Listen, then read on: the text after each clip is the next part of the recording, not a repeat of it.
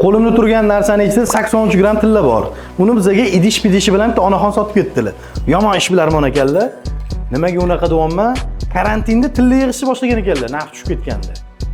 83-32 gram tilla yig'ib qo'ygan ekanlar. Buni ko'paytiramiz. O'sha payt 300 mingdan yig'gan ekanlar tillani, yig'ishni boshlagan ekanlar. 24 million 996 ming so'mlik tilla bo'lgan ekan. Bugun biza bu tillani 1 million 20 ming so'mdan pul sanab olib qoldik. 83-32 ni. 84 million 986 mingga mana shu tillani olib qoldik. 59 million 990 ming foyda qilyaptilar. Ya'ni 5 ming dollar.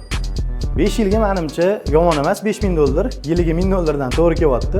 Agar sizda ham ortiqcha pulingiz bo'lsa yoki pul yig'ish usulini qidirib yurgan bo'lsangiz, tillaga investitsiya qilishni men maslahat bergan bo'lardim. Agar sizda ham mulk tilla yoki lo'm tillalar qiziqtirayotgan bo'lsa, do'konimizga kelib, sotib olib, o'zingizda bo'lgan tillani sotib olishingiz ham mumkin.